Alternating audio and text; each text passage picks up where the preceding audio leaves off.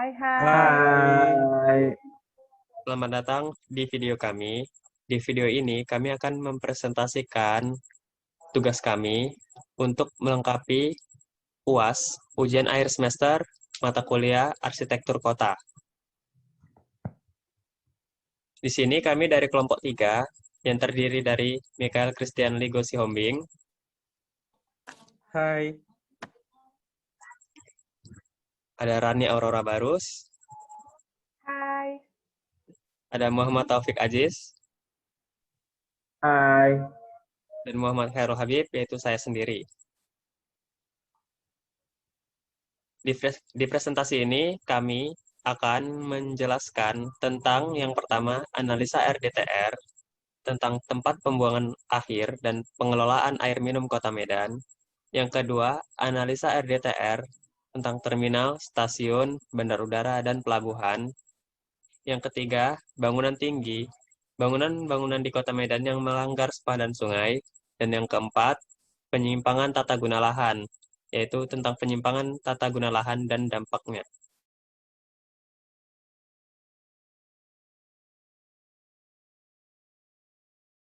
Selanjutnya akan dijelaskan oleh teman saya, Mikael Christian Ligo Sihombing. Kepada Mikael, kami persilahkan. Oke, terima kasih, Bib.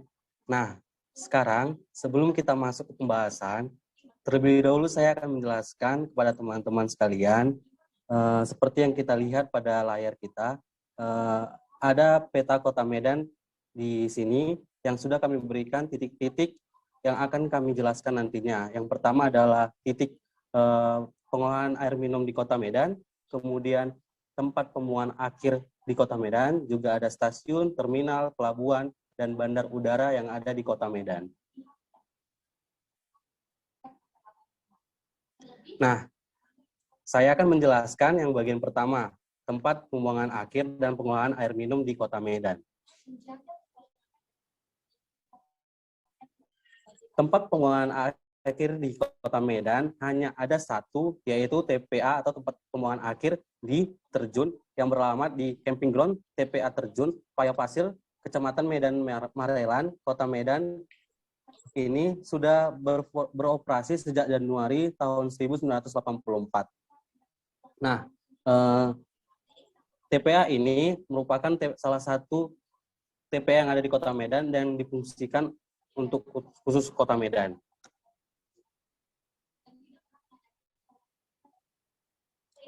Kemudian untuk tempat pengolahan air minum di Kota Medan itu sendiri dikelola oleh Perusahaan Daerah Air Minum atau PDAM Tirtanadi yang dibangun oleh pemerintahan kolonial Belanda pada tanggal 8 September 1905. Dalam perkembangannya, PDAM Tirtanadi ini sudah menyebar di berbagai wilayah atau kecamatan yang ada di Kota Medan.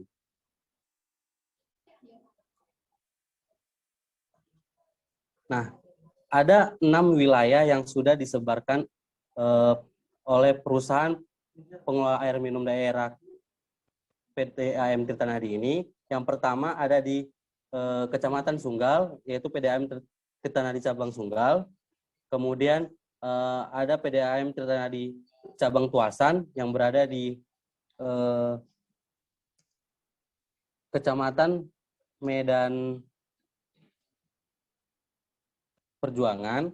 Kemudian ada PDAM Tirtanadi cabang HM Yamin yang merupakan cabang di Kecamatan Medan Timur. Kemudian ada PDAM Tirtanadi cabang Medan Denai yang terletak di Kecamatan Medan Denai. Kemudian ada PDAM Tirtanadi cabang Medan Amplas yang terletak di Kecamatan Medan Amplas. Dan yang terakhir itu adalah PDAM Tirtanadi pusat di Sumatera Utara yang beralamat di Jalan Sisingamangaraja. Nah, yang pertama adalah PDAM Tirtanadi Pusat, Sumatera Utara. Alamatnya di Jalan Sisingamangaraja nomor 1, Medan, Sumatera Utara. Ini merupakan kantor pusat di Sumatera Utara dan merupakan kantor pusat juga di Kota Medan.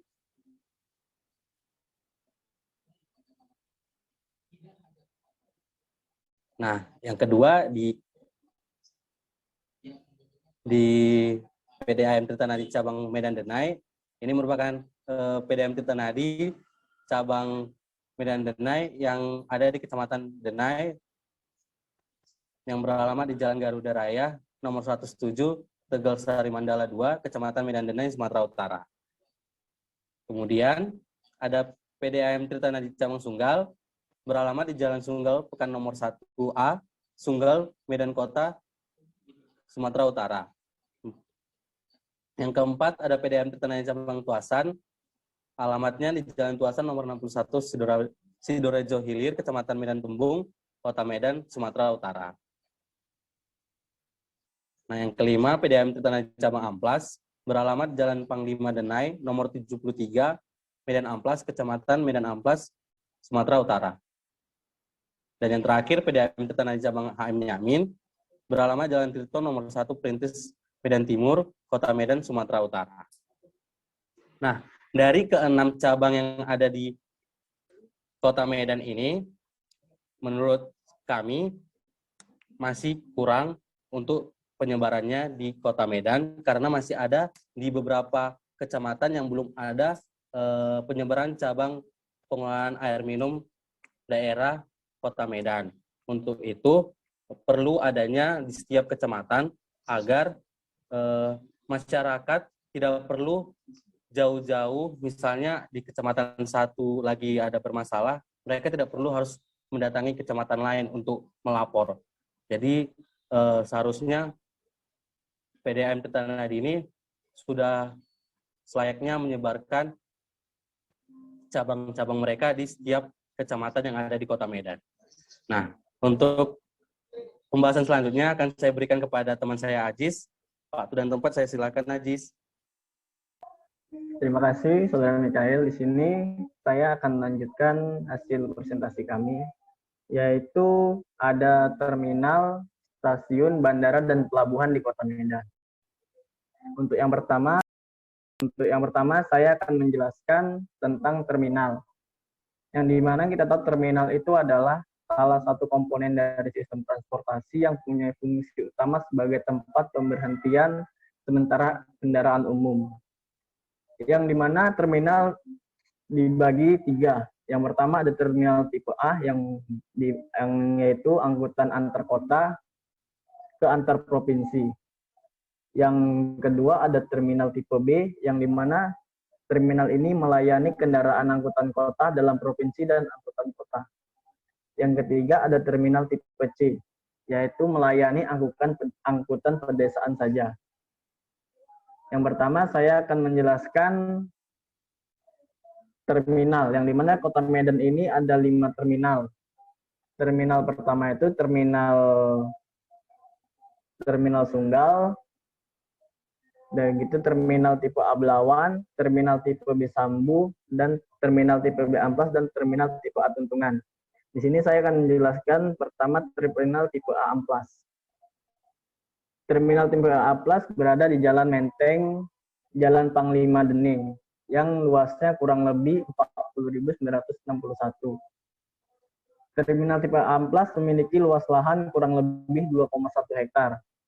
Terminal ini melayani trayek antar kota provinsi, yang dimana sebetulnya pada tahun 2020 ini sudah direncanakan untuk direvitalisasi oleh Kominhub, tetapi sejauh ini masih belum berjalan. Yang kedua ada terminal tipe A Pinang Baris, yang dimana berada di Jalan Sunggal yang luasnya kurang lebih 19.940. Terminal ini diperuntukkan untuk melayani kendaraan angkutan umum jurusan barat arah daerah Nangro Aceh Darussalam. Yang ketiga ada terminal tipe A Tuntungan. Terminal Tuntungan berada di Jalan Bunga Turi atau dekat Pasar Induk, yang luasnya kurang lebih 35.000 meter bujur sangkar. Dan yang keempat ada terminal B Sambu. Terminal Sambu berada di Jalan Pusat Pasar Medan Timur yang luasnya kurang lebih 3.500. Tetapi Terminal Bisambu ini sekarang sudah tutup, tidak beroperasi lagi karena kurangnya perawatan oleh warga Kota Medan dan kurang efektif juga kalau dekat pusat pasar. Yang kelima ada terminal tipe A Belawan yang beralamat di Belawan dekat jalan stasiun, yang luasnya kurang lebih 50.000 meter bujur sangkar. Next, yang kedua ada stasiun. Sebelumnya maaf, tadi saya ingin menanggapi terlebih dahulu untuk terminal. Menurut saya terminal di Kota Medan ini untuk perawatannya sangat tidak terawat ya, karena dari toilet aja kalau kita ke setiap stasiun pasti sangat bau. Dan gitu untuk dari sirkulasi kendaraan masih sering macet, walaupun katanya ingin memperbaiki kemacetan Kota Medan, tapi nyatanya di daerah Amplas sendiri masih sering macet. Di daerah Tirtana di Sunggal, deket Tirtana di Sunggal. Selanjutnya aja, Bib. Untuk stasiun. Di sini di Kota Medan terdapat 2 stasiun. Yang pertama itu Stasiun Pulau Brayan. Stasiun Pulau Brayan merupakan stasiun kereta api kelas 2 yang terletak di Pulau Brayan Bengkel, Medan Timur. Yang kedua itu ada Stasiun Medan. Stasiun Medan adalah stasiun kereta api kelas besar tipe B yang terletak di perbatasan antara Kelurahan Kesawan dan Gang Buntu, Medan Timur.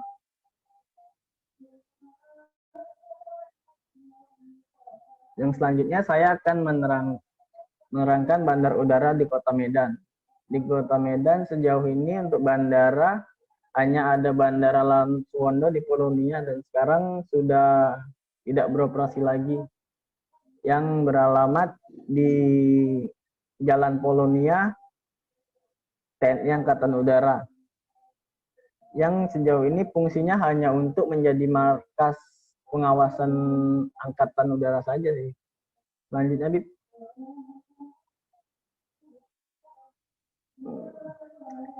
Yang selanjutnya saya akan menerangkan pelabuhan di Kota Medan. Di Kota Medan pelabuhan hanya ada satu, yaitu di Pelabuhan Belawan, yang merupakan jenis pelabuhan untuk kapal penumpang, kapal kargo umum, dan sebagai untuk TNI Angkatan Laut. Dan juga untuk kontainer yang dikelola oleh Belawan, kontainer internal termin, sebagai pengangkutan peti-peti kemas. Di sini saya akan memberi saran sedikit untuk setiap transportasi yang ada di Kota Medan seperti terminal, stasiun, pelabuhan, bandar udara. Seharusnya untuk tempat-tempat transportasi yang selalu digunakan oleh masyarakat, untuk tata ruangnya itu seharusnya lebih dikembangkan lagi, seperti untuk penghijauannya, karena kan untuk biar lebih betah untuk menunggu gitu kan, karena kan kita pasti nunggu kalau kita mau mengakses menggunakan yang mau kita gunakan ini kan. Seharusnya lebih dikembangkan lagi untuk bangunannya, lebih dibuat nyaman lah setidaknya untuk perawatannya. Begitu untuk sirkulasinya seperti terminal lah, kalau kita masuk pasti sering kali macet, sering kali mereka keluar masuk itu tidak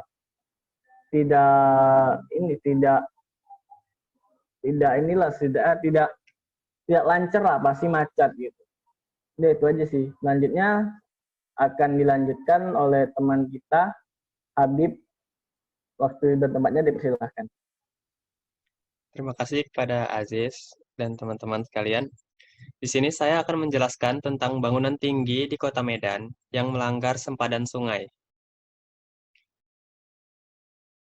Menurut peraturan pemerintah terkait pembangunan tepi sungai di Indonesia, pada pasal 4 Peraturan Menteri Pekerjaan Umum dan Perumahan Rakyat Republik Indonesia nomor 28 /M/M/2015 tentang penetapan garis sempadan sungai dan garis sempadan danau dalam kriteria penetapan garis sempadan menyatakan sempadan sungai meliputi ruang di kiri dan kanan palung sungai di antara garis sempadan dan tepi luar kaki tanggul untuk sungai bertanggul.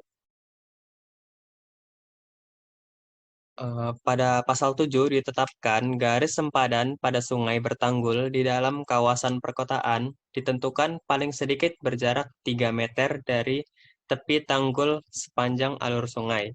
Sedangkan pada pasal 8 garis sempadan sungai bertanggul di luar kawasan perkotaan ditentukan paling sedikit berjarak 5 meter dari tepi luar kaki tanggul sepanjang alur sungai. Dalam pasal 9 juga dijelaskan bahwa di dalam sempadan sungai terdapat tanggul untuk mengendalikan banjir. Ruang antara tepi palung sungai dan tepi dalam kaki tanggul merupakan bantaran sungai yang berfungsi sebagai penyalur banjir. Menurut peraturan pemerintah terkait pembangunan tepi sungai di Kota Medan, yaitu di pasal 55 ayat 1 zona L2 yang merupakan sempadan sungai merupakan daratan sepanjang tepian sungai bertanggul dengan jarak paling sedikit 5 meter dari kaki tanggul sebelah luar. Daratan sepanjang tepian sungai besar tidak bertanggul di luar kawasan permukiman, lebar paling sedikit itu 100 meter dari tepi sungai dan daratan sepanjang tepian anak sungai tidak bertanggul di luar kawasan permukiman dengan jarak paling sedikit 50 meter. Jadi, dari puluhan bangunan-bangunan tinggi di Kota Medan yang lokasinya sebagian ada di pinggiran sungai, ada 5 bangunan tinggi yang kami rasa itu sangat dekat dengan sungai atau terlalu menjorok ke arah sungai. Yang pertama, Cambridge Hotel Medan. Ini adalah ada 26 lantai. Lokasinya di Jalan Balai Kota nomor 1 Kesawan, Kecamatan Medan Barat, Kota Medan. Letak persisnya di sebelah barat Sungai Deli. Cambridge Hotel Medan terletak di kawasan pusat bisnis Kota Medan, Sumatera Utara. Hotel berada di area Cambridge City Square yang menyatu dengan Cambridge Mall dan kondominium mall mewah yang dapat melengkapi pengalaman dan memenuhi kebutuhan. Selanjutnya, ada Forum 9 Office, ini 14 lantai, lokasinya di Jalan Imam Bonjol nomor 9, Petisah Tengah, Kecamatan Medan Petisah, Kota Medan, Sumatera Utara. Terletak bersebelahan dengan Sungai Deli. Seperti yang terlihat pada peta, Forum 9 ini adalah bangunan kantor dan juga galeri yang ada di pusat Kota Medan. Selanjutnya, ada Fave Hotel Medan, 14 lantai, lokasinya di Jalan S. Parman, nomor 313A, Petisah Hulu, Kecamatan Medan Baru, Kota Medan, Sumatera Utara. Sama juga, bangunan ini bersebelahan langsung dengan Sungai Deli. Seperti terlihat pada peta, Fave Hotel ini adalah sebuah hotel di Medan yang dilengkapi dengan fasilitas untuk pemenuhan bisnis, pelancong, dan liburan. Hotel ini mudah diakses ke semua tujuan bisnis atau komersial, kantor pemerintahan, tujuan wisata, mal, rumah sakit, masjid, gereja, Universitas Sumatera Utara, dan banyak lagi. Selanjutnya ada Ibis Stylish Hotel, 12 lantai.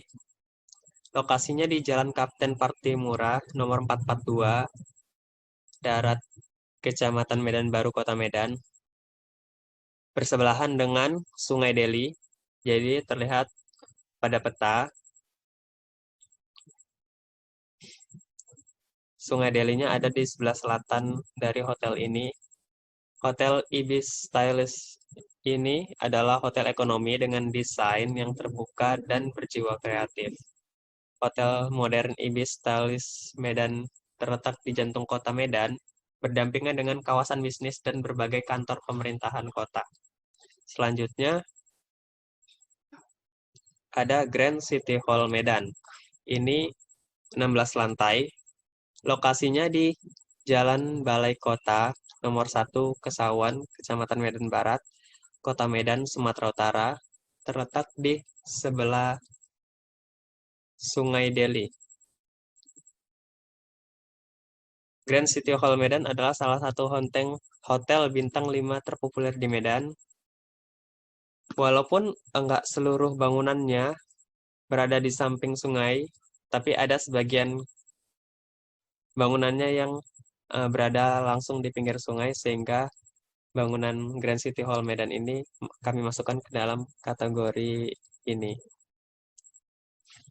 Nah, mungkin itu saja 5 bangunan tinggi di Kota Medan yang berbatasan langsung dengan sungai. Sebenarnya kami tidak serta-merta memasukkan bangunan ini sebagai bangunan yang salah karena bersebelahan di sebelah sungai. Tapi kalau dilihat-lihat berdasarkan pengamatan secara langsung dan yang di peta, memang bangunan ini sangat dekat dan bersebelahan langsung dengan bangunan itu. Jadi kalau dibilang apakah ini melanggar, kami tidak tahu pastinya karena selama ini bangunan ini tetap eksis dan tidak ada pemberitaan apapun tentang pelanggaran-pelanggaran. Tapi jika melihat keadaan yang sebenarnya, 5 bangunan ini kami masukkan ke dalam bangunan yang menyimpang karena berbatasan langsung dengan sempadan sungai itu sendiri. Nah, mungkin itu saja. Selanjutnya akan dijelaskan oleh teman saya, Rani Aurora Barus. Pada Rani, kami persilahkan. Terima kasih Habib atas presentasinya. Di sini saya akan melanjutkan presentasi dari Habib. Cuman sepertinya saya agak not responding. Jadi dari tadi udah saya next, tapi masih belum jalan slide-nya. Nggak apa-apa ya teman-teman yang lagi lihat video ini, harap bersabar karena saya masih oke, sudah. Baik, masuk ke dalam bagian saya, yaitu tentang penyimpangan tata guna lahan di Kecamatan Medan Sunggal. Jadi kemarin saya dan teman-teman sudah ketemu, sudah membahas, dan juga langsung turun ke lapangan melihat apa aja sih permasalahannya, apa aja sih penyimpangannya yang ada di Kecamatan Medan Sunggal secara umum. Karena Medan Sunggal ini juga luas banget, jadi kami memang tidak bisa menjangkau secara keseluruhan. Dari peta rencana pola ruang Kecamatan Medan Sunggal, sebenarnya dari petanya aja sudah bisa terlihat banget apa sih langsung penyimpangannya seperti itu. Karena kalau teman-teman lihat di sini ada yang warna kuning dan semua yang warna kuning itu adalah pemukiman. Dibedakan dengan kalau dia kuningnya agak terang, itu dia masih pemukiman dengan tingkat yang sedang ataupun yang ringan gitu lah. Kalau yang makin agak kontras warnanya itu makin padat. Dan bisa kami lihat, teman-teman juga lihat, kalau di Medan Sunggal ini pemukimannya udah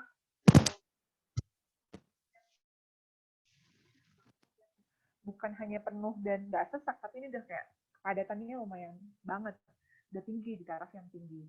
Jadi kami merasa permasalahan ataupun penyimpangan salah satu tata ruang yang ada di Medan Sunggal ini adalah kepadatan yang tinggi. Karena kalau dengan kepadatan yang kalau tidak ada kontrol dari kepadatan ini, semuanya akan jadi salah. Gitu. Menurut kami seperti itu. Karena munculnya ataupun bisa terjadi kebatasan ini mungkin karena selain masyarakatnya juga memang tidak menyadari tata ruang ataupun perencanaan yang baik, tapi memang fungsi pemerintah untuk implementasikan dari perencanaan untuk tata ruang yang lebih baik juga tidak terjadi karena buktinya di Medan Sunggal pemukimannya sangat padat. Dan kenapa kalau padat jadinya tidak bagus? Karena ketika padat, bayangin deh ya, kalau kita di kamar, di sebuah satu kamar gitu, tapi semuanya padat, barang-barang penuh, sesak segala macam. Pasti kita juga kayak nggak nyaman untuk tidur. Dan bayangkan aja kalau ini juga di pemukiman yang padat, kita juga nggak bakal nyaman untuk tinggal dan akan banyak timbul-timbul dampaknya. Jadi menurut kami salah satu permasalahan yang ada di Kecamatan Medan Sunggal yang paling utama itu adalah kepadatannya yang sangat tinggi. Yang kedua, kekurangan RTH. Lagi-lagi, ini juga ada hubungannya sama kepadatan yang tinggi. Kalau padat, gimana mau ada RTH-nya? Sedangkan pada perencanaan tata ruang kita, itu sudah dibuat aturannya kalau RTH itu ada di area pedestrian dan median jalan. Jadi kalau teman-teman lihat kita lagi di jalan, terus kalau ada median jalan ataupun pedestriannya di samping kiri kanan itu ada sering pohon kan, di situ merupakan salah satu areanya. Kemudian RTH Taman Kelurahan. Jarang sekali kelurahan yang emang kayak punya taman khusus seperti itu. Jadi kayak kalau teman-teman lihat di sini, ini kecamatan loh, bukan kelurahan. Tapi kecamatan aja ruang terbuka hijaunya udah dikit banget. Bayangkan kelurahan, berarti hampir semua kelurahan ini kayak nggak punya area ruang terbuka hijau gitu. Ada juga ruang terbuka hijau taman kota, TPU, kawasan wisata. Kalau kawasan wisata kan memang nggak semua memang punya. Tapi yang kalau misalkan kayak pedestrian, taman kelurahan, harusnya memang dimaksimalkan. Tapi ketika sudah padat, ya mau gimana lagi ada tempatnya. Gitu. Jadi permasalahan yang kedua adalah kekurangan RTH. Yang ketiga adalah tata guna lahan yang tidak sesuai. Jadi kami temukan di Kecamatan Medan Sunggal sesuai dengan BWP-nya. Kalau di Kecamatan Medan Sunggal ini dia sebagai pusat ekonomi, transportasi, pemukiman dan pertahanan. Karena memang ada pemukiman yang dikhususkan untuk TNI dan tidak ada dialokasikan untuk BWP-nya itu untuk industri. Nah, teman-teman lihat kalau di petanya itu ada yang warna abu-abu, itu dikhususkan untuk industri. Nah, sedangkan kawasan industri itu bisa dikhususkan. Jadi kalau misalkan di Medan itu yang terkenal kan KIM kan, jadi semua yang industri itu ada di sana. Nah, ketika Kecamatan Medan Sunggal hanya difokuskan untuk yang pusat ekonomi, transportasi, pemukiman dan lain-lain itu, dia nggak ada industrinya, jadi ini udah menyalahi. Jadi sebenarnya harusnya tidak ada fungsi industri di situ gitu loh. Jadi harusnya kita harusnya bangunan ini sebenarnya sudah bisa ditegur oleh pemerintah untuk kelanjutannya seperti apa. Kalau misalkan nih yang mungkin teman-teman baru pernah dengar, yang baru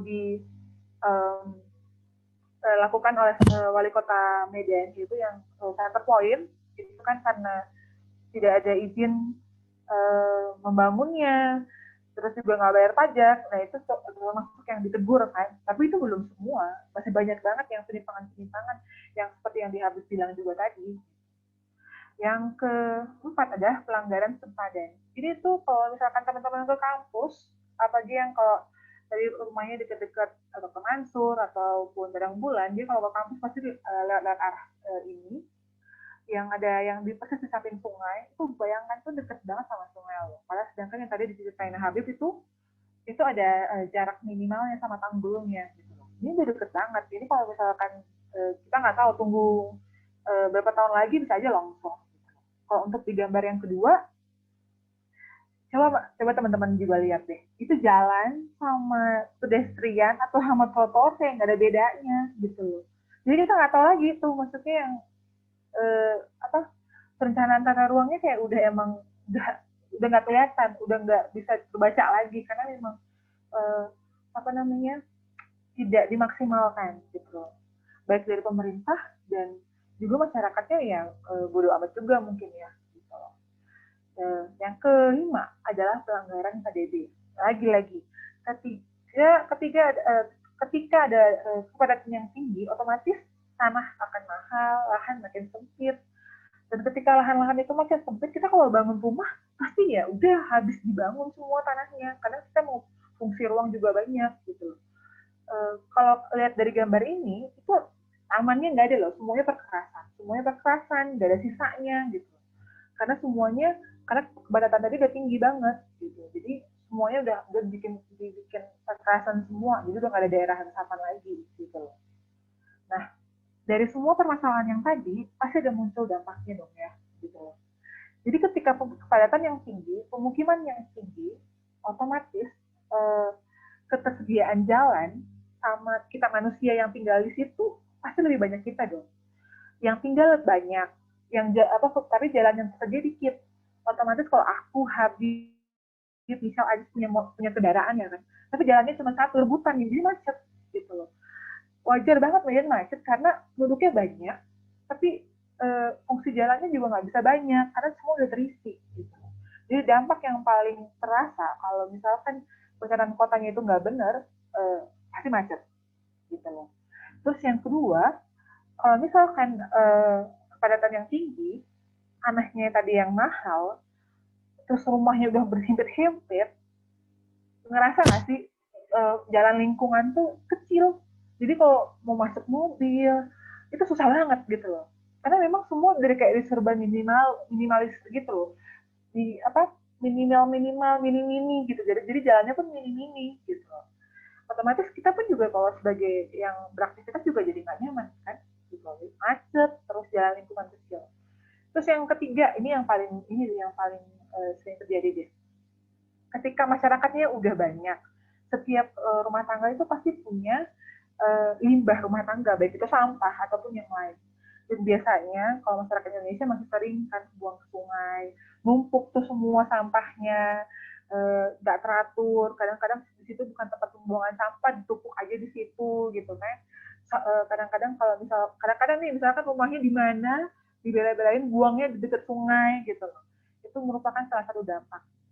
Dan itu juga memang semua karena kepadatan tinggi, masyarakat yang terlalu banyak dan terlalu sesak gitu, jadi kayak nggak ada ruang lagi gitu. Terus yang digambar selanjutnya, nah itu tadi, kalau pemukimannya padat, otomatis bakal ada pemukiman-pemukiman yang tidak sehat ataupun yang lingkungannya mungkin tidak kumuh ataupun yang kumuh banget, tapi bakal ada yang tahu nggak sih yang lingkungannya yang terpaksa kayak agak kurang bersih, kurang apa, karena terlalu padat gitu loh. Kayak semua orang rebutan air bersih, semua orang rebutan udara gitu loh, karena saking padatnya gitu loh. Dan nggak terurus, nggak tertata gitu. Jadi intinya memang kalau padat, namanya udah padat, itu nggak nyaman gitu loh. Dan bakal banyak dampaknya untuk kesehatan kita, pola pikir kita, pola aktivitas.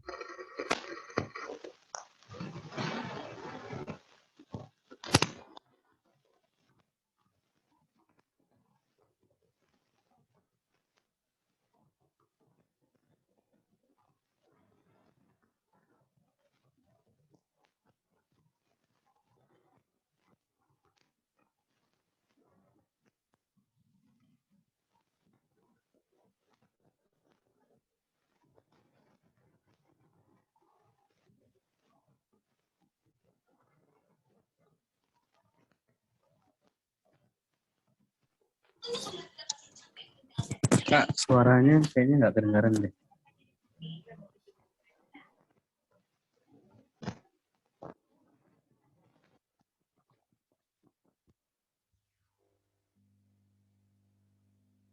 Kedengeran? Ya, ini baru kedengaran. Dari kapan tadi yang nggak kedengaran? Baru aja tadi kok. Oke, jadi nggak terlalu ya. Oke, yang terakhir itu penyimpangan tata guna lahan yang terkait tentang RTH. Ketika RTH nggak ada, kurang, otomatis resapan air juga kurang, dan polusi bakal meningkat. Jadi kita kayak ngerasa panas, udara, polusi dari asap mobil dan lain-lain juga bakal kerasa. Jadi itu dampak-dampaknya dan permasalahan yang ada di Kecamatan dan Sumba yang bisa kami rangkum dari hasil visual kami di lapangan, dan juga kami melihat di peta pola ruang tadi yang menjadi sebagai dasar kami untuk menganalisa RDTR di Program Medan Tunggal. Jadi untuk seluruhnya kami mengucapkan terima kasih atas presentasi ini.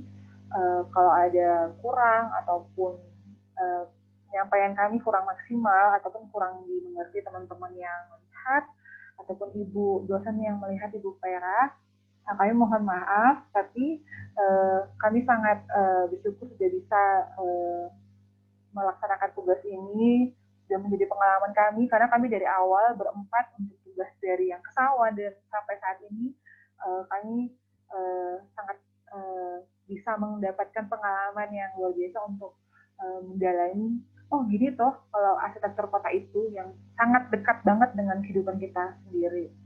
Baik, itu aja untuk presentasi kami. Terima kasih. Selamat malam. Assalamualaikum warahmatullahi wabarakatuh. Waalaikumsalam warahmatullahi wabarakatuh. Waalaikumsalam.